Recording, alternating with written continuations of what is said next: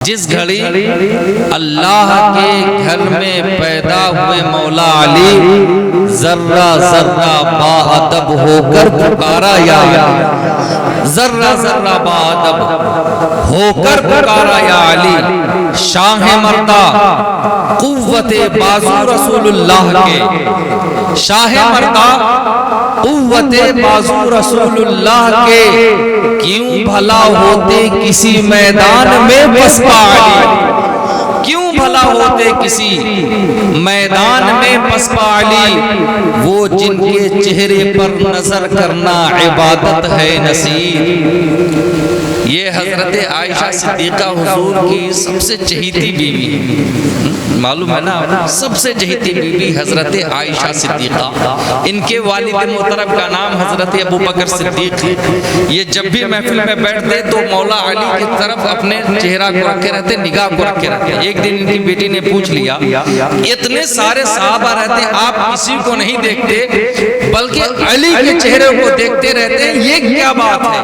تو اس پر حضرت ابو بکر صدیق نے کہا، بیٹی اللہ کے حبیب نے ارشاد فرمایا علی وہ ہے کہ جو اس کے چہرے پر دیکھتا رہے گا وہ عبادت کرتا رہے گا، جتنے دیر تک دیکھے گا عبادت کرتا رہے گا، اس لیے میں علی کے چہرے کو دیکھتا رہتا ہوں، وہ جن کے چہرے پر نظر کرنا عبادت ہے نصیب، وہ حدیث مصطفیٰ کے روح سے ہے مولا علی، وہ حدیث مصطفیٰ کے روح سے ہے مولا علی۔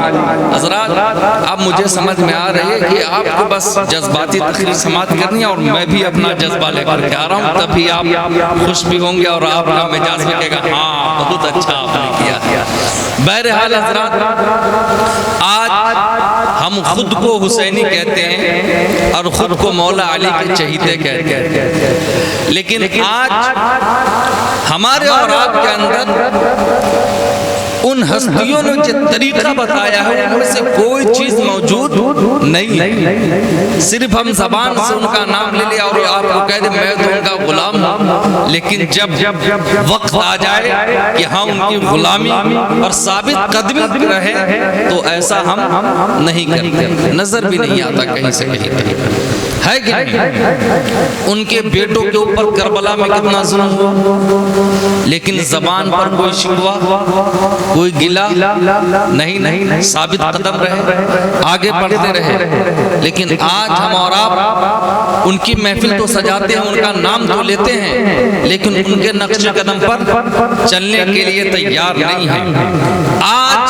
سب سے بڑا المیہ ہے ہمارے یہاں کہ ہمارے سینوں سے اللہ کا خوف اور رسول پاک کی محبت دور ہو گئی ہے، اسی وجہ سے ہمارے زبان پر ہر لمحہ شکوہ آتا رہتا ہے، ہم شکایتیں کرتے پھرتے ہیں، تھوڑی سی مصیبت آ گئی ارے کیا کرے مولانا صاحب ہم پریشان ہی رہتے ہیں، ہمارے ہی اوپر ظلم ہوتا رہتا ہے، ہم ہی مصیبت میں گرفتار رہتے ہیں، کہتے کہ نہیں شکوہ کرتا ہوا انسان نظر آتا ہے لیکن وہ خود کو دیکھے کہ وہ کیا کر رہا ہے۔ ارے سب سے بڑی بات تو یہ ہے کہ اللہ تبارک و تعالیٰ نے ہمیں اور آپ کو انسان بنا دیا، یہ سب سے بڑی بات ہے، کچھ بھی نہ دیا ہو لیکن اللہ نے آپ کو جو انسان بنایا ہم تو اس کی بھی پرواہ نہیں کرتے اور اس کے بارے میں نہیں سوچتے کہ اللہ نے ہمیں انسان بنایا ہے، ہمیں اس کی قدر کرنی ہے اور جو اللہ نے انسان کے اوپر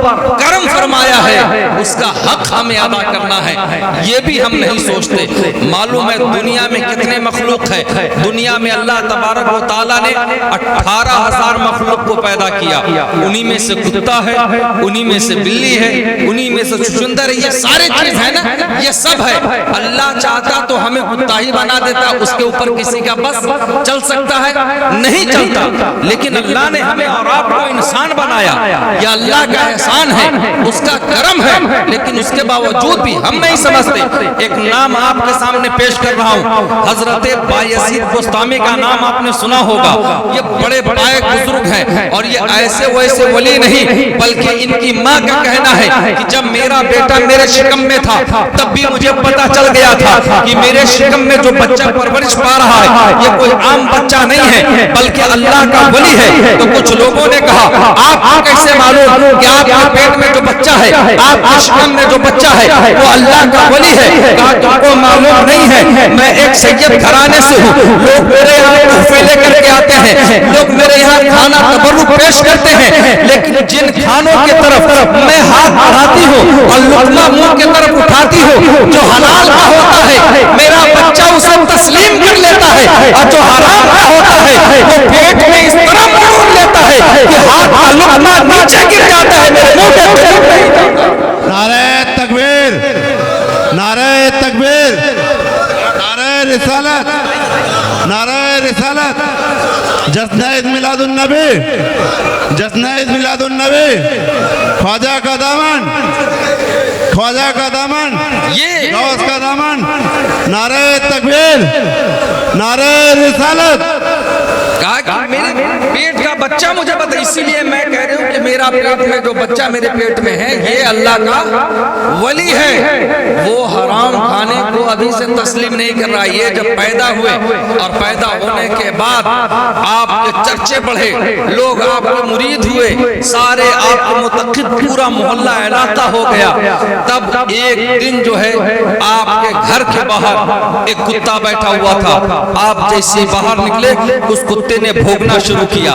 جب بھونکا اس کے بھونکنے کی آواز کو سنتے ہی آپ رونے لگے, زارو قطار رونے لگے. مریدوں نے پوچھا آپ اتنے بڑے اللہ کے ولی ہیں, اتنے بڑے بزرگ ہیں, اللہ کے برگزیدہ بندے ہیں, لیکن آپ کتے کے بھونکنے کی آواز سے آپ رونے لگ رہے ہیں, بات کیا ہے, وجہ کیا ہے, یہ کتا آپ کیا کہہ رہا ہے؟ تو سنو حضرت بایزید بستامی نے کیا کہا کہ جب میں اپنے گھر سے باہر نکلا ہوں تو لوگ میرے تعظیم کے لیے تم سب کے سب کھڑے ہو گئے, تو اس کتے نے مجھ سے کہا بایزید ایک بات مجھے بتاؤ, آخر یہ تیرے مرید ہے, جب میں آتا ہوں تیرے دروازے پر یہ مجھے پتھر مار کر کے بھگا دیتے ہیں, لیکن جب وہ اپنے دروازے سے باہر نکلتا ہے تو یہ سارے تیری تعظیم کے لیے کھڑے ہو جاتے ہیں. بات کیا ہے؟ آخر ایک بات سمجھ میں نہیں آ رہی ہے, یہ بتاؤ اللہ کی بارگاہ میں تو نے کون ایسی نیکی کی تھی اس کا بدلہ تمہیں ملا کہ اللہ نے تجھے انسان بنا دیا, اور میں نے کون سا جرم کیا تھا جس کی وجہ سے اللہ نے مجھے کتا بنا دیا؟ تو حضرت بایزید کہتے ہیں میں یہی سن کر کے رونے لگا کہ میں نے کوئی نیکی نہیں کی, اللہ نے جو مجھے انسان بنایا ہے وہ تو اس کا احسان ہے, اس کی کرم نوازی ہے. اس کے لیے ہم نے کوئی بندگی نہیں کی, کوئی عبادت نہیں کی. یہ انسان جو بنایا ہے اس کا احسان ہے, اس کی کرم نوازی ہے. یہ حضرت بایزید بستامی کہتے ہیں. لیکن آج ہم اور آپ کیا سمجھتے ہیں کہ ہمیں کیا ملا؟ اچھا کچھ ملے یا نہ ملے, انسان اگر اللہ نے آپ کو بنایا, اب انسان وہی میں دیکھ لیجئے آپ کے دو ہاتھ پاؤں صحیح سلامت ہے, دو پیر صحیح سلامت ہے, دو آنکھیں آپ کے صحیح سلامت ہے, اس کے باوجود بھی ہم شکوہ کرتے ہیں. حضرت شیخ سعدی رحمت اللہ علیہ یہ بھی بہت بڑے بزرگ گزرے ہیں اپنے وقت کے. آپ ایک مرتبہ پتھریلی زمین پر سفر کر رہے ہیں, پاؤں کا چپل ٹوٹ گیا. جیسے چپل ٹوٹی, ٹوٹنے کے بعد کچھ دور چلے, پتھریلی زمین تھی, گرم تھا, آپ کے پاؤں میں پھونکے پڑ گئے, آبلے پڑ گئے. اس کے بعد آپ چلتے رہے, چلتے چلتے جب وہ پھونکا پھوٹ گیا اور درد ہونے لگا, آپ نے کہا مولا اتنی دولت تو دے دے کہ میں ایک چپل خرید لوں. جیسے اپنا زبان سے نکلا ہے, اب کچھ دور آگے بڑھے ہیں, جیسے آگے بڑھتے ہیں تو چوراہے پر دیکھتے کیا ہے, ایک انسان ایسا ہے جسے اللہ نے اپنے پاؤں سے مجبور رکھا ہے, اس کو پاؤں نہیں دیا ہے. آپ فوراً اپنے سر کو سجدے میں گرا دیتے ہیں, کہتے ہیں مولا یہ تو تیرا شکر و احسان ہے کیونکہ تو نے مجھے دو پاؤں صحیح سلامت دیا ہے. یہ انسان تو ایسا ہے جسے تو نے پاؤں بھی نہیں دیا, پھر بھی یہ میرا شکر ادا کر رہا ہے. میرے پاس دو پاؤں صحیح سالم ہے, اس سے زیادہ بڑھ کر کے میرا شکر مجھے ادا کر دیتا ہے. اللہ اکبر یا رسول اللہ یا رسول اللہ اللہ اکبر مجھے زیادہ شکر ادا کرنا چاہیے لیکن آج ہم شکر سے دور ہیں اور اس کی ایک وجہ یہ ہے کہ اللہ کا خوف ہمارے سینے میں موجود نہیں ہے۔ اچھا یہ بتائیے آج لوگ کہتے ہیں میں بڑا پریشان ہوں، ہماری ماں بہنیں بھی کہتی ہیں ہم بہت پریشان ہیں، اللہ نے ہمیں کچھ نہیں دیا۔ ایسا ہرگز نہ کہے، اللہ نے بے شمار دولت کی آپ کو دی، بے شمار آپ کو نوازا ہے، لیکن یہ تو ذرا سوچے کہ ہم اللہ کو خوش کرنے والے کام کون کون سے کر رہے ہیں۔ یہ آنکھ اللہ نے آپ کو عطا کیا ہے۔ آج یہاں پر علاقے میں ہو سکتا ہے بہت سارے لوگ، میں نہیں جانتا، فیروز بھائی جانتے ہوں گے آپ، لیکن لوگ نہیں آئے نا۔ اس کی ایک وجہ یہ بھی ہے کہ اللہ نے ان کو اپنے محبوب کی محفل سے دور رکھا، دور رکھا اس وجہ سے نہیں آنے تو ایسے پاک محفل میں کون نہیں آتا؟ یہاں تو نوری فرشتے آیا کرتے ہیں لیکن لوگ نہیں آئے۔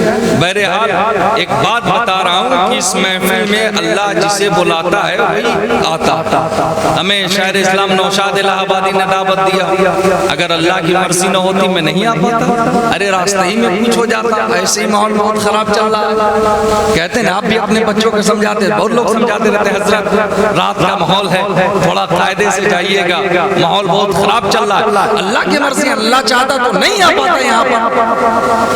ایک بات میں آپ کو بتا رہا ہوں، حضرت موسیٰ کلیم اللہ کو جانتے ہیں؟ یہ اللہ کے جلیل القدر پیغمبر گزرے، جلالی پیغمبر۔ بعض مرتبہ لکھا ہے اور حدیثوں میں آیا کہ کبھی کبھی آپ اللہ سے جھگڑتے بھی لگتے تھے اور یہ ان کا پیار تھا۔ آج وہ نہیں کہہ سکتے کہ وہ اللہ سے لڑائی کرتے تھے، بے ادب تھے، نہیں معاذ اللہ، وہ ان کا پیار تھا۔ ایک مرتبہ جب طور پہاڑ پہ گئے تو اللہ نے کہا اے موسیٰ دنیا میں تمہارا کوئی دوست ایسا ہے جس سے تو جو مانگے گا وہ تمہیں دے دے گا؟ کہا ہاں میرا ایک دوست ہے، خطاب ہے، درجی ہے، سلائی کا کام کرتا ہے، میں اس سے جو مانگوں گا وہ مجھے دے دے گا۔ تو پھر اللہ نے کہا جاؤ اس سے صرف ایک سوئی مانگ کے لے کے آؤ۔ کیا کہا؟ جاؤ اس سے صرف ایک سوئی مانگ کر کے لے کے آؤ۔ جیسی اتنا کہا حضرت موسیٰ کلیم اللہ طور پہاڑ سے اترے اور اتر کر کے اپنے اس دوست درجی خطاب کے دکان پر پہنچے۔ اب جب وہاں پہنچے کہا میرے دوست آج میں تیرے دکان پر آیا ہوں۔ کہا موسیٰ کلیم اللہ بتائیے کیوں آئے؟ کہا ایک سوئی کا سوال ہے، بس ایک سوئی تم مجھے دے دو۔ جیسے اتنا کہا اب اس درجی نے کہا موسیٰ آپ تو میرے دوست ہے لیکن میں آپ کو ابھی سوئی نہیں دے سکتا۔ کہا ارے تو میرا دوست ہے، تو مجھ سے جو مانگتا ہے میں وہ تمہیں دیتا ہوں، لیکن تجھ سے میں صرف ایک سوئی مانگ رہا ہوں اور وہ تو دینے سے انکار کر رہا ہے۔ کہا موسیٰ چاہے جو کہہ لو ابھی میں تم کو سوئی نہیں دوں گا۔ جیسے اتنا کہا وہ ان کے دکان سے نکلے اور پھر طور پہاڑ پر پہنچے۔ جب طور پہاڑ پر پہنچے اللہ نے پوچھا موسیٰ کیا تیرے دوست نے تمہیں سوئی دیا؟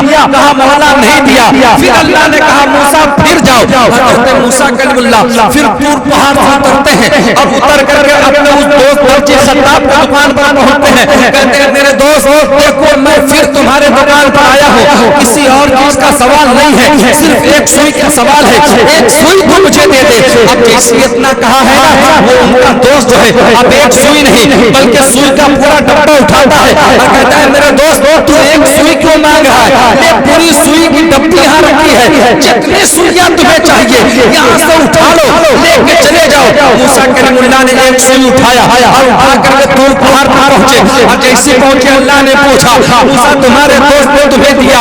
کہا مولا دے دیا ہے۔ کہا سوئی لے کے چلے آئے؟ کہا مل گیا ہے۔ موسیٰ کلیم اللہ کہتے ہیں مولا بات سمجھ میں نہیں آ رہی ہے، پہلے وہ بھی میرا دوست تھا اب بھی میرا دوست ہے، بیچ میں کوئی لڑائی نہیں ہے، بیچ میں کوئی تفرقہ نہیں ہے، بیچ میں کوئی جھگڑا نہیں ہے، بیچ میں کوئی انبن نہیں ہے، بیچ میں کوئی دشمنی نہیں ہوئی، لیکن اس نے پہلی مرتبہ سوئی دینے سے انکار کر دیا، دوسری مرتبہ سوئی کی پوری ڈبہ جو ہے میرے سامنے رکھ دیا۔ مولا بات کیا ہے؟ تب اللہ کہتا ہے موسیٰ کلیم اللہ وہ دوست تو تیرا ضرور ہے لیکن وہ جو پہلی بار وہ تمہیں سوئی نہیں دیا اس کی وجہ یہ ہے کہ اس کے دل میں نہ دینے کی بات میں نے ڈال رکھی تھی، اور دوسری بار جو تمہیں سوئی ملا ہے وہ میرے وجہ سے نہیں بلکہ اس کے دل میں دینے والی بات میں نے ڈال رکھی تھی۔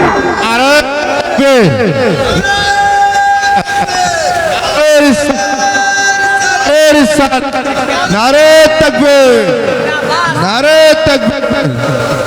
تو جو کچھ ہوتا ہے اللہ کے مرضی سے ہوتا ہے. ماشاءاللہ جتنے لوگ یہاں پر بیٹھے ہیں سب کے سب پکے حسینی ہیں اللہ کے کرم سے. آپ لوگ بیٹھے ہیں یا آئے ہیں جن کے دروازے پر آپ ان کا احسان نہ مانیں بلکہ آپ نے اللہ یہاں بلایا ہے اپنے محبوب کی محفل میں. اور جو لوگ نہیں آئے وہ اپنے قسمت پر روئیں. ایسی محفلیں بار بار نہیں ملتی. یہ علماء شورا کہاں دکھائی پڑیں گے ایک جگہ ایک محفل میں نہیں نظر آتا. یہ آپ کے علاقے میں لوگ آئے ہیں. بہرحال حضرات جو بات میں کہنے جا رہا تھا کہ جو لوگ کہتے ہیں شکوہ اللہ نے کچھ نہیں دیا, آج یہ محفل میں آئے ہیں آپ یہاں پر نیک کام کر رہے ہیں. یہاں بیٹھ کر کے علماء شورا کی زیارت اور نعت و منقبت واعظ و نصیحت سماعت کر رہے ہیں. آپ کے نام اعمال میں فرشتے لکھ رہے ہیں کہ یہ تقریر سن رہے ہیں, یہ نعت سن رہے ہیں اور اللہ کی بارگاہ میں پیش کریں گے. حدیث پاک ہے اس کی تفسیر میں نہیں جاؤں گا. بہرحال لیکن جو یہاں پر نہیں ہیں اب وہ کیا ہوگا, ان کے نگاہوں کے سامنے موبائل ہوگا یا تو ٹی وی ہوگا یا تو سیریل, یہی سارے چیز ہوں گے. اب گناہوں میں مبتلا ہیں, اب وہ گناہ کر رہے ہیں. معلوم ہے آپ کو یہ آنکھ کتنی بڑی نعمت ہے. ایک بزرگ کا نام آپ کے سامنے پیش کر رہا ہوں. میرے آقا ارشاد فرماتے ہیں کہ بنی اسرائیل کے زمانے میں ایک انسان ایسا تھا جس نے 400 برس تک عبادت کی. 400 برس. آج ہم میں کوئی جلدی مرے نا 100 سال کی اگر اس کی زندگی ہو تو 60 سال کے بعد جو ہے وہ مسجد کا دروازہ دیکھتا ہے. یوں کہہ لیجیے دیہاتی زبان میں کہ جب وہ سٹھیا جاتا ہے تب کہتا ہے اب جو ہے قدم کو مسجد کی طرف اٹھانا چاہیے. لیکن اس نے 400 برس تک عبادت کی اور عبادت کرنے کے بعد وہ بھی ایسے ویسے جگہ نہیں, سمندر کے بیچ میں بیٹھ کر کے جسے ٹاپو کہتے ہیں سمندر کے جزیرے میں بیٹھ کر کے اس نے عبادت کی. ایک دن ان کے دل میں خیال آیا مولا ابھی تک تو تیری عبادت سمندر کے بیچ میں بیٹھ کر کر رہا ہوں, یہ زمین تو ہی بنایا ہے, یہ تیری ہی بنائی ہوئی زمین ہے, کم سے کم تیرے بنائے ہوئے زمین پر کچھ دیکھ لوں ٹہل لوں, مولا مجھے سمندر سے نکال دے. اب وہ جب سمندر سے نکلے اور زمین پر ٹہل رہے تھے, زمین پر ٹہلتے ٹہلتے شکوہ کی بات بتا رہا ہوں جو لوگ زبان پر لاتے ہیں نا مجھے کیا ملا, جیسے زمین پر ٹہلے اچانک بارش ہو گئی. جب بارش ہوئی نا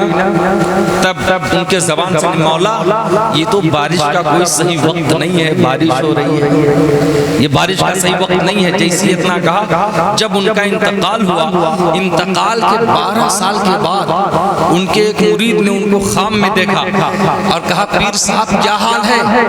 تب پیر صاحب کہتے ہیں میرے مرید میرا بہت برا حال ہے.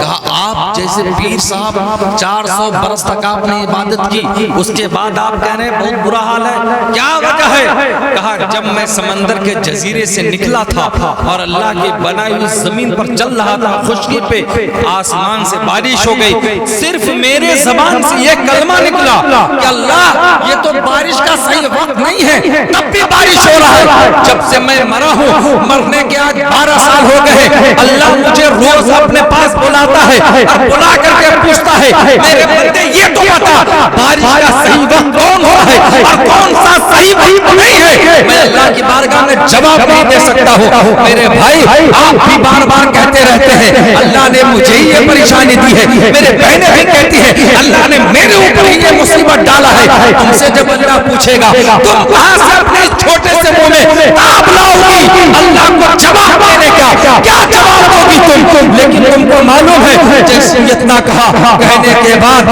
اللہ کی بارگاہ میں اس نے معافی مانگا مولا مجھے معاف کر دے, مجھے بخش دے. جیسے معافی مانگا اللہ نے کہا ٹھیک ہے جا میں تمہیں اپنی رحمت سے بخش دیتا ہوں. جیسے کہا اپنی رحمت سے تو وہ پھر کہتا ہے مولا تو اپنی مجھے رحمت سے بخشے گا, میں نے 400 برس تک عبادت کی ہے, میری عبادت کا تو کیا کرے گا, میری عبادت کس کو دے گا. جیسے اتنا کہا تب اللہ نے کہا رشتوں یہ اپنی عبادت کے بارے میں پوچھ رہا ہے, اپنی عبادت کا سوال کر رہا ہے. چاہے اس نے 400 برس تک عبادت کی ہے لیکن میں نے جو اس کے جسم میں ایک ایسی نعمتوں کو دیا ہے ان میں سے صرف ایک نعمت کو نکال, صرف اس کے ایک آنکھ کو نکال لے اور اس کی 400 برس کی عبادت کو ترازو کے ایک پلے پر رکھ دو اور میری ایک نعمت آنکھ کو ایک پلے پر رکھ دو. تو فرشتوں نے اس کی آنکھ کو نکالا ہے, 400 برس کی عبادت کو اٹھایا ہے اور ترازو کے پلے پر رکھا ہے, تو 400 برس کی عبادت ہلکی پڑ جاتی ہے. لیکن اللہ نے ہمیں اور آپ کو جو عطا کیا ہے, جو اس بزرگ کو آنکھ دیا تھا, اس آنکھ کی نعمت جو ہے زیادہ ہو جاتی ہے اور اس کی 400 برس کی عبادت جو ہے ہلکی پڑ جاتی ہے. پھر اللہ کہتا ہے آپ کو تیرا نیکی کچھ بچا نہیں, جا تیرا ٹھکانہ جہنم ہے. جیسے اتنا کہا, پھر وہ کہتا ہے مولا اچھا تو اپنی رحمت سے بخش دے, مجھے جنت عطا کر دے. اللہ نے بخش دیا. اچھا بتاؤ اس نے 400 برس تک عبادت کی تھی اور ایک آنکھ کا بدلہ سدھا نہیں پایا, ایک آنکھ جیسی نعمت جو اسے دیا تھا وہ اس کا قرض ادا نہیں کر پایا. آج ہم ان آنکھوں سے کوئی عبادت نہیں کرتے. ہمارے یہاں 10-20 سال کے سجدے ہمارے پریشانی میں نہیں ہے, ہمارے پاس نگاہوں میں جو ہے قرآن کے 10-20 پاروں کی تلاوت نہیں ہے اور ہم کہتے ہیں اللہ ہمیں کو پریشان کر رہا ہے, اللہ ہمیں ہی کو مصیبت میں گرفتار کیا ہے, اللہ میرے ہی اوپر مصیبت ڈالتا ہے. بتا آخر یہ آنکھ اللہ نے تمہیں کیوں عطا کیا تھا, آنکھ اللہ نے آپ کو کیوں دیا؟ یہ آنکھ جو آپ کو ملی ہے پکچر دیکھنے کے لیے نہیں, یہ آنکھ جو ہمیں اور آپ کو اللہ نے دیا ہے سیریل دیکھنے کے لیے نہیں, یہ آنکھ اللہ نے ہمیں اور آپ کو جو عطا کیا ہے دنیا میں یوں ہی دنیا کی رنگینی میں یوں نگاہوں کو پھوڑنے کے لیے نہیں, بلکہ آنکھ اللہ نے کیوں عطا کیا؟ ہم تو حسینی ہے نا, ہم تو سنی ہے نا, آج کہ ہم امام اہل سنت سے پوچھتے ہیں کہ آنکھ اللہ نے انسانوں کو کیوں عطا کیا ہے؟ وہ کہتے ہیں آنکھ اللہ نے جو دیا ہے یہ نیک کام کرنے کے لیے دیا ہے, قرآن کی تلاوت کے لیے دیا ہے. یہ آنکھ اللہ نے جو آپ کو دیا ہے یہ کعبہ کو دیکھنے کے لیے دیا ہے, رسول اللہ کے روزوں کو دیکھنے کے لیے دیا ہے, یہ صفا و مروہ کی پہاڑی کو دیکھنے کے لیے دیا ہے. لیکن ان آنکھوں سے ہم برائی کرتے رہتے ہیں, برائی کرتے رہتے ہیں, لیکن ہم کہتے ہیں سنی ہے, سنی ہونے کی حیثیت سے اب یہاں نہ رہو, چلو کوئی شریف پہنچتے ہیں اور وہاں پہنچ کر کے اعلیٰ حضرت سے سوال کرتے ہیں ہم اہل سنت آپ ہمارے امام ہیں, آپ بتائیے اللہ نے جو آنکھ دیا ہے کیوں دیا ہے؟ تو کوئی اعلیٰ حضرت کہتے ہیں آنکھ اللہ نے دی ہے تو کچھ ایسا دیکھو سارے اچھوں میں وہ اچھا ہے, وہ اچھا دیکھو, آپ کو آؤ شہنشاہ کا روزہ دیکھو, کعبہ کو دیکھنے کے کعبہ کا کعبہ دیکھو, خوب آنکھوں سے لگایا ہے علامہ کعبہ, حضرت محبوب کو پردہ کا بھی چلوا دیا.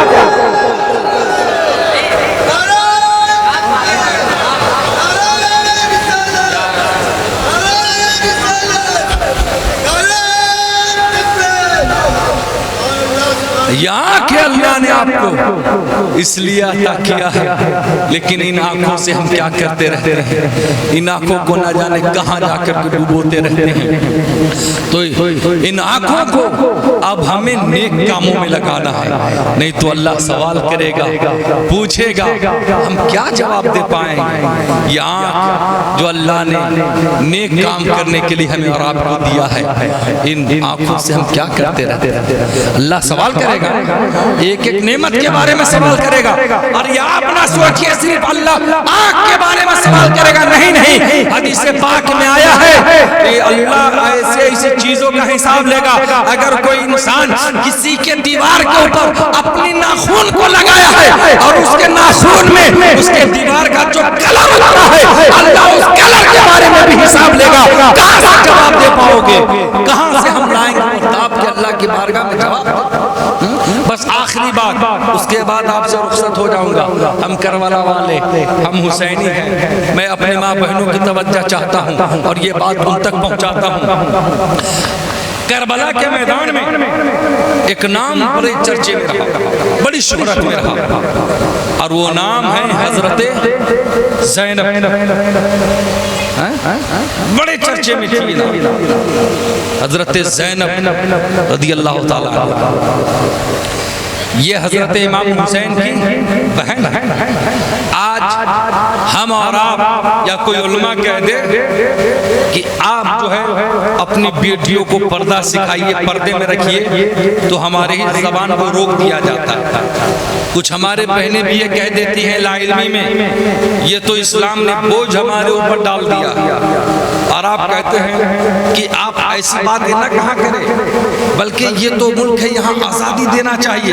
کہتے ہیں یہ بہت ساری عورتیں بول دیتی ہیں اور مرد بھی کہتے ہیں. ایک ہمارے استاذ ہیں، انہوں نے ایک لڑکی کو سمجھایا، جب میں اس کے گھر پہ گیا تو اس کی ماں کہتی ہے ہماری بیٹی تو ابھی بیٹی ہے، ابھی چھوٹی سی عمر ہے، اس کے لیے کون سا پردہ. لیکن جن کی محفل میں ہم بیٹھے ہیں ان کی بہن کی شان سن لیجیے. 6 برس کی عمر ہے حضرت زینب کی. 6 برس کی عمر میں اپنے گھر میں بیٹھ کر کے قرآن کی تلاوت کرنے، قرآن کی تلاوت 6 برس کی عمر میں گھر میں بیٹھی ہے. سر پہ دوپٹہ رکھا ہوا تھا، دوپٹہ سر سے نیچے آ گیا. جب نیچے آیا تو ان کی امی فاطمہ الزہرا رضی اللہ تعالی عنہا اپنے حجرے سے باہر نکلی اور بیٹی کے سر پہ جا کر کے دوپٹے کو رکھ دیا. جب دوپٹہ رکھا تو بیٹی آج ہمارے بچے بھی سوال کر لیتے ہیں. حضرت زینب نے سوال کیا، امی جن کے سر پہ دوپٹہ نہیں رہتا ان سے کیا ہوتا ہے؟ تو ان کی ماں نے کہا بیٹی جس کے سر پہ دوپٹہ نہیں رہتا اس سے تیرے نانا ناراض ہو جاتے ہیں. کیا کہا؟ تیرے نانا ناراض ہو جاتے ہیں، اللہ کے حبیب اس سے ناراض ہو جاتے ہیں. جیسی یتنا کا اور حضرت زینب نے سنا اپنی ماں کی زبان سے رونے لگے.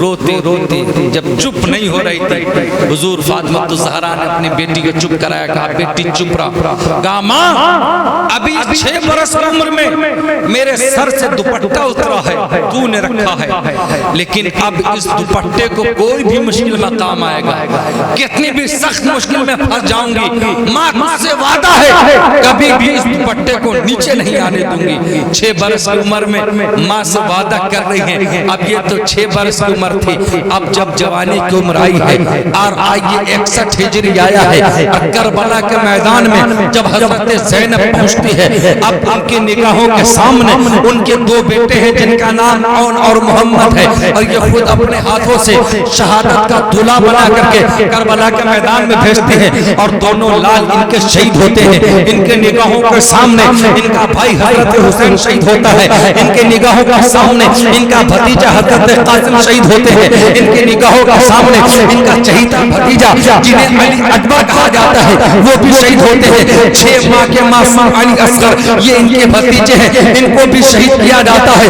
یہ سارے شہداء کو اپنے نگاہوں کے سامنے سے دیکھ رہی تھی، لیکن پردے کو آپ نے نہیں ہٹایا. آج ہمارا اور آپ کا بھائی یا ہمارا بیٹا گر جائے، معلوم ہے ہمارے ماں بہنوں کا پردے کا خیال نہیں رہتا. دوپٹہ کہا ہے، کپڑا کہا ہے، اس کی کوئی پرواہ نہیں ہوتی. لیکن یہ حضرت زینب نے 6 سال کی عمر میں اپنی ماں سے وعدہ کیا تھا، نبھا کیسے رہی ہے. بیٹا کٹ رہا ہے کوئی پرواہ نہیں ہے، بھائی کٹ رہا ہے کوئی پرواہ نہیں ہے، پردہ سلامت رہے. بھانجا کٹ رہا ہے کوئی پرواہ نہیں ہے، پردہ سلامت رہے. اور سب سے بڑھ کر کے پردہ کو تربیت انہوں نے دی ہے. تب ایک یزیدی بدبخت بڑھا اور وہ کہنے لگا یہ کیسے رسول اللہ کی شہزادی ہے، فاطمہ الزہرا کی یہ کیسی بیٹی ہے.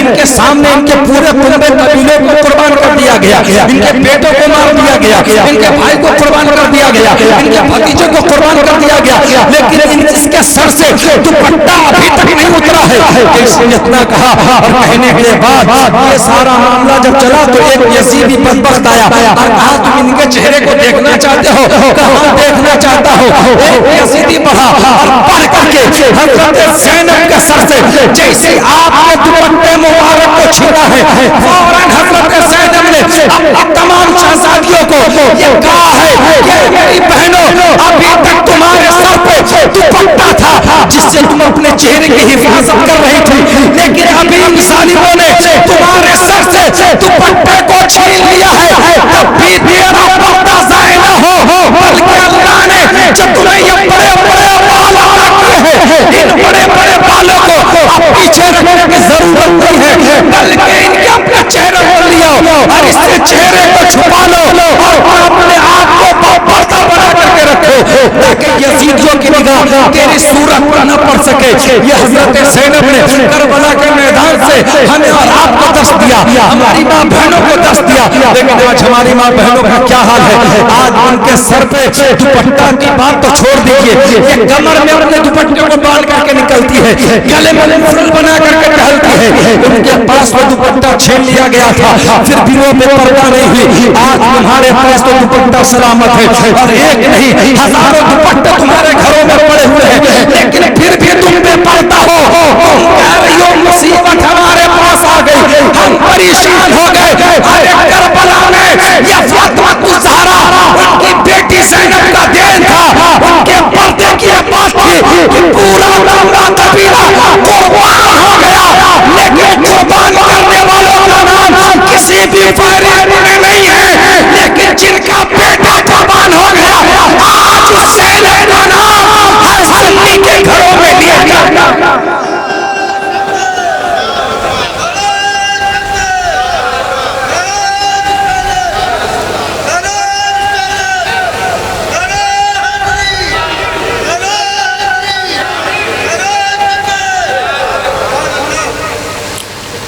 تو آج ہم حسینی ہیں تو اپنے گھر کو حسینی بنائیں. خود بھی ہم حسینی بن کر کے رہے. امام حسین نے کربلا کے میدان سے جو میسج دیا وہ یہی تھا کہ ہم تمام مصیبت کو برداشت کر لیں گے، لیکن کبھی بھی بدکار بد کردار کے ہاتھ میں اپنا ہاتھ نہیں دیں گے، ان کے ہاں میں ہاں نہیں کریں گے. آج انسان معلوم ہے، جانتا ہے کہ یہ برا آدمی ہے، لیکن اس کے باوجود بھی اس کے ہاں میں ہاں کرتا رہتا ہے. یہ حسینی طریقہ نہیں ہے. اگر جانو کہ یہ غلط ہے تو چاہے کچھ بھی ہو جائے غلط کہنا ہے. یہ حسین ہے. اور حسین پاک نے یزید کے ہاتھ میں تو ہاتھ نہیں دیا اس لیے کہ یزید شراب پیتا تھا، یزید جوا کھیلتا تھا، یزید ناچ گانا دیکھتا تھا. بس یہی وجہ ہے، کوئی ذاتی دشمنی نہیں ہے. بس یہی وجہ ہے کہ یہ ساری برائیاں اس کے اندر ہے. امام حسین نے کہا ایسے کے ہاتھ میں حسین کا ہاتھ نہیں جائے گا. تو میں یہی کہہ رہا ہوں، اور یہ بھی سن لو، وہ یزید جو تھا وہ زنا کا وہ پروردہ تھا سمجھ لیجیے، اور زنا کو بہت اچھا سمجھتا تھا. آج ہم سنی نوجوانوں کے اندر بھی یہ حال ہے کہ وہ زنا کے قریب جا رہے ہیں. تو ہم اپنے نوجوانوں سے بھی کہیں گے اور اپنی بہنوں سے بھی کہیں گے کہ آپ حضرت زینب کے طریقے پر چلیے اور ہم حسین پاک کے طریقے پر چلیں گے. اللہ تبارک و تعالی کہنے سننے سے کہیں زیادہ عمل کی توفیق اور رفیق عطا فرمائے. بارش ہو رہی ہے، گھبرائیے نہ، آپ بھیگیں گے نہیں. ہم اس لیے حسینی لوگ ہیں. کربلا کے میدان میں 3 دن کے پیاسے حسین تھے، تب بھی کربلا کو نہیں چھوڑا. آج تو یہ پانی ہمیں اور آپ کو پلانے کا موسم ہے، ہم بھی اس محفل کو نہیں چھوڑیں گے. اللہ تبارک و تعالی کہنے سننے سے کہیں زیادہ عمل کی توفیق عطا فرمائے. وآخر دعوانا الحمدللہ.